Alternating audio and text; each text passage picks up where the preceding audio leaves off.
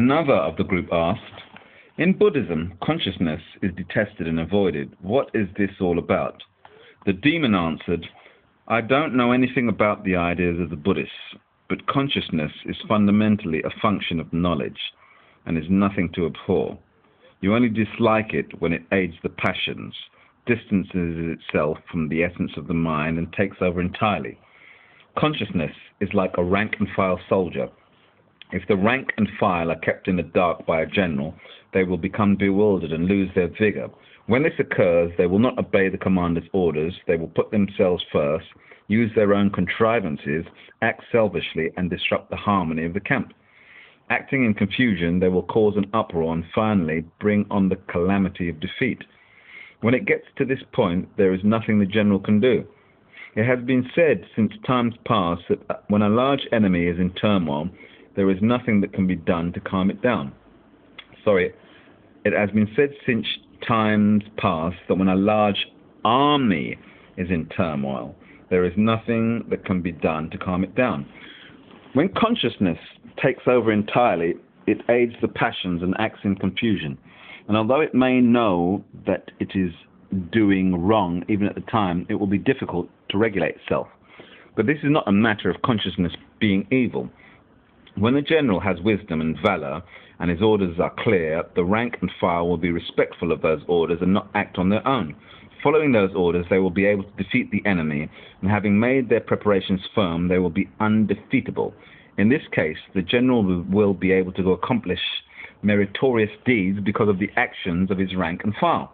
Thus, the consciousness follows the spiritual clarity of the essence of the mind, depends on the natural laws of its self-nature, and performs knowledgeably.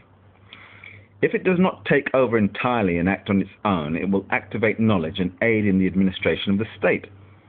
Why then should we abhor consciousness? When the sages said, be warned against consciousness, they meant that consciousness should not take over entirely, that all wisdom follows the laws of our self-nature, and that consciousness should leave no traces. This is being warned against consciousness. Another demon asked, have there not been traditions of swordsmanship even in China since long ago? The demon answered, I have not yet seen any of their documents, but in the past, in both China and Japan, they put emphasis on the strength and vitality of qi, and didn't think twice about life and death. And it appears that they fought with energy. When you look at Chuang Tzu's chapter, a discussion on swords, it is all like this.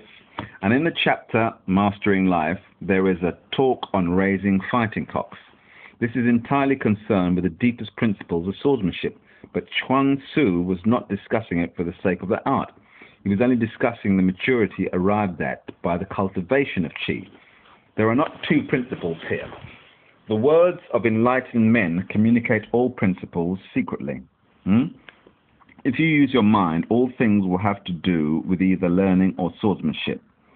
When you look at the documents on swordsmanship in Japan from long ago, there were never any elevated theories. You only see lessons on the achievement of lightness and speed, and many of the styles consider demons as their predecessors. When you think about it, they were all endowed with an inherent courage, but there is no talk about this at all.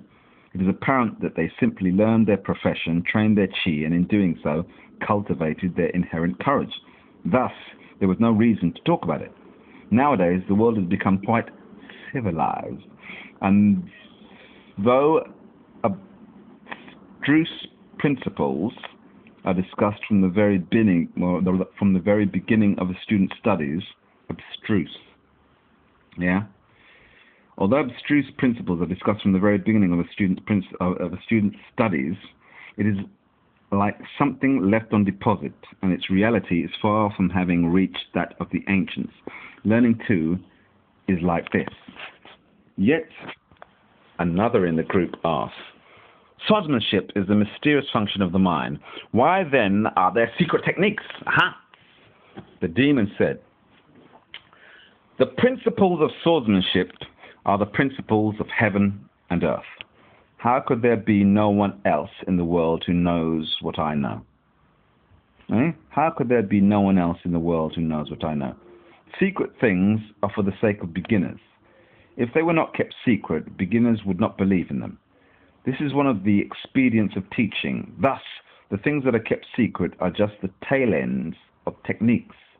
They are not in some deep principle. Beginners understand nothing, listen arbitrarily, grasp things poorly, and decide this is it on their own. So contrary to what you might expect, they cause damage when they speak with others.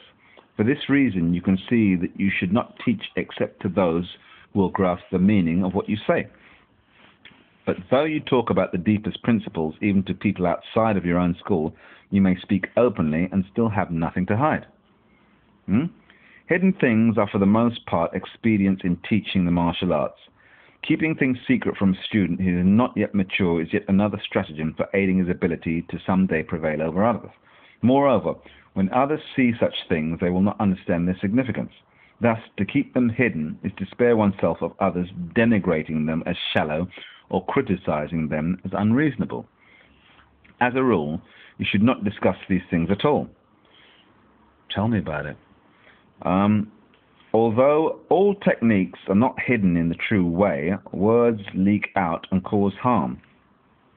Thus, according to the material, there